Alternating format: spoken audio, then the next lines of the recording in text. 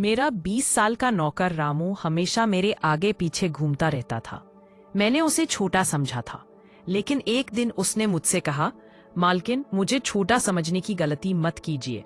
उस रात जब मैंने उसे देखा तो मैं आश्चर्यचकित हो गई थी, क्योंकि जब से रामू मेरे पास सोने लगा था तब से मेरे शरीर में बदलाव आने लगे थे। मुझे लगा था कि रामू छोटा है और उसे कुछ समझ नहीं आता होगा, लेकिन धीरे धीरे उसके असली रंग मुझे दिखने लगे। मैंने कभी सोचा भी नहीं था कि 20 साल का लड़का मेरे घर में सिर्फ मैं और मेरा 1 साल का बेटा था। जब मैं काम पर जाती थी तो रामू मेरे बच्ची की देखभाल करता और वह मेरे घर में ही रहता था। मैं बिना शादी के माँ बन गई थी। मेरे प्रेमी ने शादी का झांसा देकर मुझसे प्रेम का खेल खेला। जब मेरे पेट में पल रहे बच्चे को मारने का मेरा मन नहीं हुआ और जब मैंने गर्भपात कराने का सोचा तब तक समय निकल चुका था। मैं 5 महीने की गर्भवती हो चुकी थी। मेरे माता पिता ने मुझे और मेरे बच्चे को स्वीकारने से इनकार कर दिया। तब मैं अकेली रहने लगी। कई महीने पहले मैं अपने गांव गई थी, अपने दादा के 100वें जन्मदिन के लिए। मेरे दादा ने मुझे जन्मदिन का निमंत्रण भेजा था और इसलिए आरव उनके पास खेल रहा था। तभी ऑफिस से मेरा फोन आया और मैं कुछ देर के लिए फोन पर बात करने के लिए बाहर चली गई। जब मैं वापस आई तो मेरा आरव दादा के पास नहीं बल्कि घर के एक नौकर के पास था। मैंने देखा कि आरव उस नौकर के पास अच्छे से। मैंने अपने बच्चे को उस नौकर से लिया और वहां से जाने लगी। तभी उस नौकर ने मुझे रोका। वहां कहने लगा, मालकिन, मुझे थोड़ी मदद चाहिए। मुझे पैसे की नहीं बल्कि काम की जरूरत है। उसने अपना परिचय दिया और कहा, मैं रामू हूँ। मैं इस घर में गाय भैंस के गौशाली की सफाई का काम करता था, लेकिन अब बड़े साहब गाय भैंस बेचने की बात कर रहे हैं। अगर आपके पास कोई काम हो तो दीजिए, मुझे काम की बहुत जरूरत है। मेरे माता पिता भी मजदूरी करते हैं। इस काम के लिए मैं तुम्हें 5,000 रुपए महीना दूंगी। रामू मेरे साथ शहर आने के लिए तैयार हो गया। आरव उसके साथ अच्छे से रहता था और ये देखकर मैंने रामू को अपने घर लाने का फैसला किया। रामू तब से मेरे घर में ही रहने लगा। तब वह अपने गांव जाएगा। रामू दिन भर मेरे बच्चे की अच्छे से देखभाल करता और घर की कामों में भी मेरी मदद करता। रामू को घर आए 1 महीना हो चुका था और इस 1 महीने में उसने मेरा दिल जीत लिया था। उसकी देखभाल से मेरे बेटे की सेहत भी। मैंने रामू को एक अलग कमरा दिया था। एक दिन रात में आरव बहुत रोने लगा। किसी भी तरह से वे शांत नहीं हो रहा था। बच्चे की रोने की आवाज सुनकर रामू मेरे कमरे में आया और उसने आरव को मुझसे ले लिया। रामू के पास जाते ही आरव शांत हो गया। सुबह जब मैं उठी तो आरव रामू से लिपट कर सो रहा था। उस रात के बाद से रामू आरव के लिए मेरे कमरे में सोने लगा। रामू के आने के बाद सब कुछ अच्छे से चल रहा था। रामू के काम से खुश होकर छुट्टी के दिन मैं उसे मॉल लेकर गई। वहां मैंने उसके लिए अच्छे कपड़े खरीदे और सैलून में जाकर उसकी नई हेयर स्टाइल बनवाई।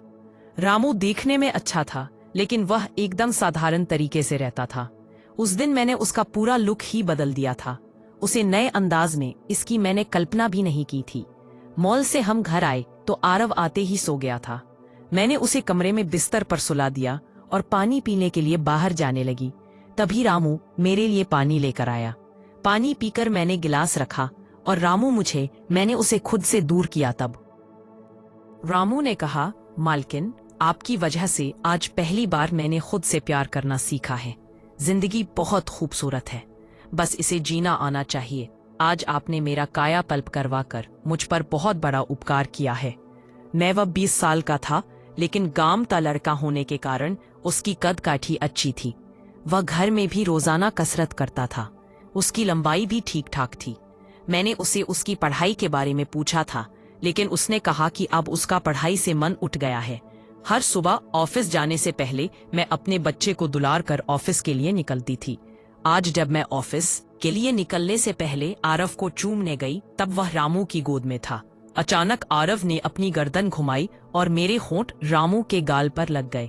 शाम को जब मैं घर आई तब भी मैं रामू की आंखों में नजर नहीं मिला पा रही थी।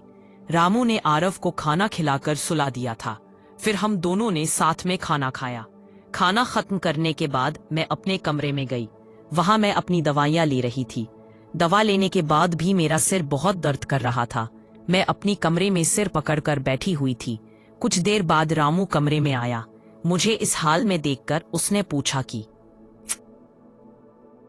क्या हुआ। जैसे ही उसे पता चला कि मेरा सिर दर्द कर रहा है, उसने उस रात मुझे बहुत अच्छी नींद आई थी। अगले दिन हमारे ऑफिस में ट्रेडिशनल डे का फंक्शन था और इसके लिए मैंने गुजराती लुक अपनाने का फैसला किया। मैंने घाघरा पहन लिया था, लेकिन स्कर्ट का नॉट बांधने में मुझे दिक्कत हो रही थी। तब मैंने रामू को कमरे में बुलाया और उससे नॉट बांधने को कहा। नॉट बांधते समय उसका हाथ मेरी खुली पीठ पर से गुजर रहा था। मैंने उसे छोटा समझ तो रामू ने मुझे रोका और अंदर से काजल लेकर आया। उसने मेरी कान के पीछे काजल लगाया और कहा, मालकिन अब आपको किसी की नजर नहीं लगेगी, आप बहुत सुंदर लग रही है। उसकी बात सुनकर मैं हंसी और चलने लगी। उस दिन शाम को जब मैं घर आई तो मेरी सहेली प्रिया 4-5 दिन मेरे घर रुकने वाली थी। अगले 3 दिन उसका प्रेमी भी मेरे घर पर था। अगले दिन रात को रामू ने खाना बनाया और प्रिया और उसके प्रेमी को खाने के लिए बुलाया, लेकिन वे दोनों कमरे में ही ड्रिंक कर रहे थे। प्रिया तो बहुत ज्यादा पी चुकी थी। वह खाना खाए बिना ही सो गई। उसका प्रेमी रोहन हमारे साथ खाना खाने बैठा। उसने कहा, प्राची तुम प्रिया से भी ज्यादा सुंदर हो। रोहन के बोलते ही रामू उसे गुस्से से देख रहा था। खाना खत्म करने के बाद रोहन अपने कमरे में चला गया। उसके जाते ही रामू मुझसे कहने लगा, मालकिन आपके ये कैसे दोस्त हैं? मुझे उस आदमी की बात बिल्कुल भी अच्छी नहीं लगी। तब मैंने रामू से कहा, मैं तुझे घर के सदस्य की तरह मानती हूँ। तेरा काम है आए हुए मेहमानों की सेवा करना, इसलिए तू सिर्फ वही कर, बाकी मुझे कुछ सिखाने की जरूरत नहीं। रामू को डांटकर मैं अपने कमरे में चली गई। मैंने उसे डांट दिया था, फिर भी वह मेरे लिए पानी लेकर आया। तब मैंने अपनी दवा ली और पानी पीकर सो गई। आज रामू मेरे कमरे में सोने नहीं आया था, ऐसा मुझे लगा। लेकिन सुबह जब मेरी आंख खुली तो मैंने उसे अपने बगल में पाया। सुबह मेरी आंख खुली तो मेरे सामने प्रिया थी। वह बहुत गुड, तुम्हारे इस देहाती नौकर ने मेरे प्रेमी का हाथ तोड़ दिया है। रामू बस सिर हिलाता रहा और बोला, मालकिन मैंने कुछ भी नहीं किया। रात को रोहन साहब नशे में थे, तभी उनका संतुलन बिगड़ गया होगा और वे गिर गए होंगे। रामू भला, रोहन प्रिया, और रोहन तभी वहां से चले गए। रामू मुझसे भी माफी मांगने लगा। मुझे पता था कि उसने कुछ नहीं किया था। आज मैंने छुट्टी ली थी क्योंकि कई दिनों से मैं बहुत व्यस्त थी। आज सोचा कि खुद के लिए थोड़ा समय निकालो। ना ही मैं रामू को चाय बनाने के लिए पुकार रही थी, लेकिन उसकी तरफ से कोई जवाब नहीं आ रहा था। उसे ढूंढते ढूंढते मैं उसकी कमरे में गई। वहां जाकर देखा कि रामू अभी अभी नहाकर बाथरूम से बाहर आया था। उसने शर्ट नहीं पहनी थी। कई सालों बाद मैं किसी जवान पुरुष को इस तरह बिना कपड़ों के देख रही थी। मैं उसे टकटकी लगाए देख रही थी। तभी रामू ने मुझे आवाज दी। वह मेरे सामने शर्ट पहनकर खड़ा था। फिर भी मैं अपनी सुध-बुध खोए उसे देख रही थी। तब मैं होश में आई और उससे कहा कि मेरे लिए चाय बना दे। आज घर में ही थोड़ा खुद का स्किन केयर करने का सोचा, इसलिए दोपहर के समय मैं अपने कमरे में अपना पार्लर चलाने लगी। उस समय मैंने शॉर्ट्स और गाउन पहन रखा था और मैं अपने पैरों की वैक्सिंग करते समय गलती से मैंने थोड़ा ज्यादा गर्म वैक्स अपने पैर पर लगा लिया, जिससे जलन हुई और मेरे मुंह से तेज आवाज निकल गई। मेरी आवाज सुनकर रामू दौड़ता हुआ मेरे कमरे में आया। उसने मेरे जले हुए पैर को देखा। उसने मुझे व्यक्त करना मेरे लिए मुश्किल हो रहा था। रामू की नजर मुझ पर पड़ते ही मैं दर्द से करा उठी। मुझे इस हालत में देखकर उसने कहा, भाई साहब अब आप बस आराम से लेट जाएं। आपको जो भी करना है मुझे बताइए, मैं आपकी मदद कर दूंगा। उसके स्पर्श से मुझे बहुत आराम मिला। आज का छुट्टी का दिन मेरे लिए आरामदायक बीता। रामू में हर गुण भरा हुआ था। वो किसी भी काम में पीछे नहीं था। आज रात मैंने उसे मेरे कमरे में सोने के लिए मना कर दिया। दिन भर मैं घर में नहीं होती। इस तरह दिन बीतने लगे। कुछ दिनों तक रामू की बिना आरव रात को सो नहीं पाता था, लेकिन धीरे धीरे उसमें रोना बंद कर दिया। मुझे अपने अंदर कुछ बदलाव महसूस होने लगे थे। सुबह उठते ही मेरा शरीर बहुत दुखने लगता था। अचानक कि मुझे बिस्तर से उठने की भी इच्छा नहीं होती थी। तब मैंने ऑफिस से 1 हफ्ते की छुट्टी ले ली। कुछ दिनों आराम किया, शायद थोड़ा ठीक हो जाऊं। अब पूरा वक्त आरव रामू के साथ रहता था।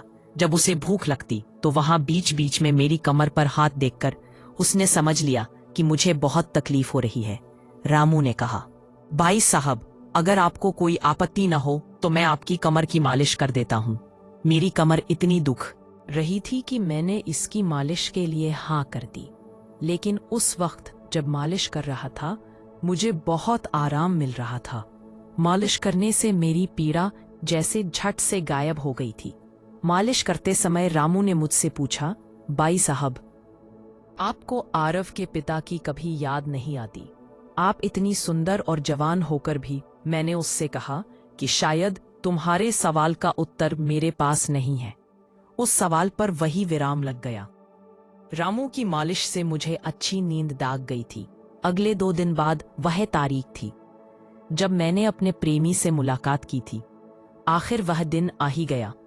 उस दिन मैंने दिन भर अपने मन को किसी न किसी काम में व्यस्त रखने की कोशिश की, लेकिन रात के अंधेरे में मुझे अपनी प्रेमी की बहुत याद आ रही थी। आज वह मेरे साथ नहीं था, लेकिन वह मेरे बच्चे का पिता था। आरव को मैं अपनी कमरे में जोर जोर से रोने लगी। आरव पास में सो रहा था।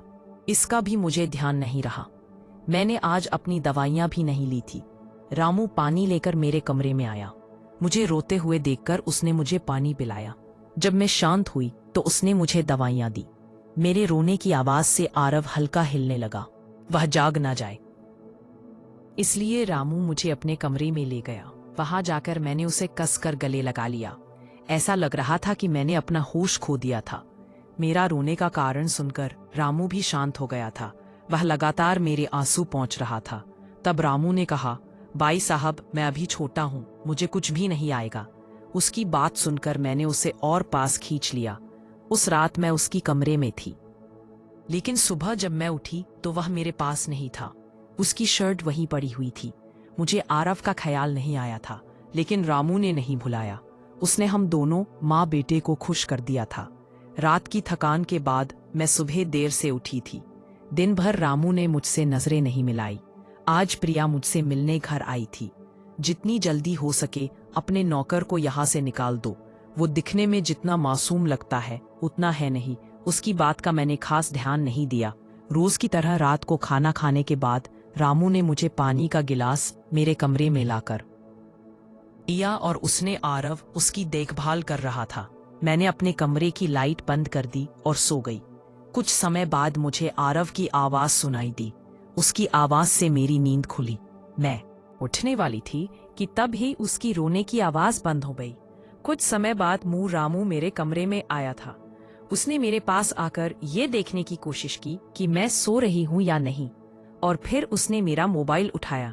उसकी वह खोजबीन देखकर मैंने जल्दी से कमरे की लाइट ऑन कर दी। मुझे जागता हुआ देखकर वह चौंक गया। मैंने उसके हाथ से अपना मोबाइल छीन लिया। मैंने उससे कहा, रामू, ये सब क्या चल रहा है? तुम इस वक्त यहाँ क्या कर रहे हो? वह कुछ मैंने उसे उसका वीडियो दिखाया जिसमें वे प्रिया के बॉयफ्रेंड पर हाथ उठा रहा था।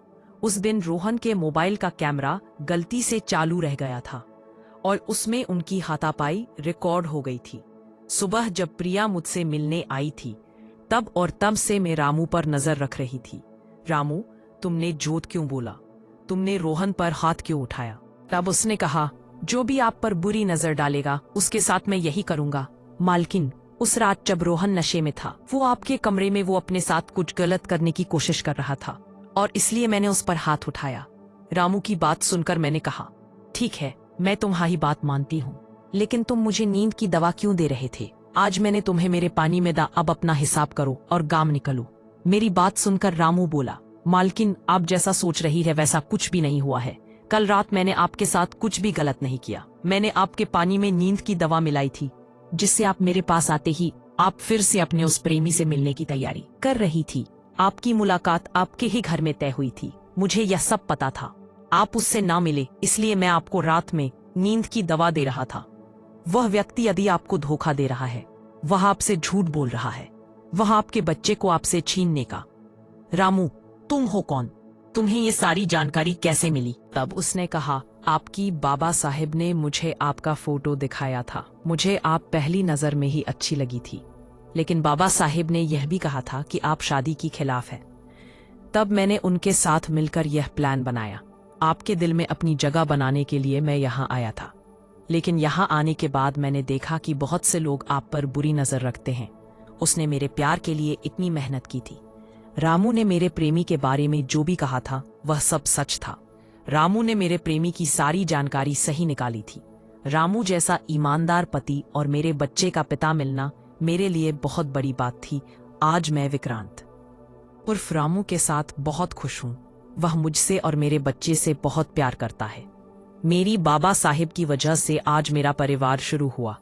मुझे रामू जैसा पति मिला, ये मेरा सौभाग्य था। दोस्तों, जो आपसे तो दोस्तों, ये थी हमारी आज की छोटी सी कहानी। आपको ये कहानी कैसी लगी कमेंट करके ज़रूर बताएं। अगर आप ऐसी ही और भी इंटरेस्टिंग कहानियां सुनना चाहते हो तो चैनल को सब्सक्राइब ज़रूर कर लें और बेल नोटिफिकेशन ऑन कर लें।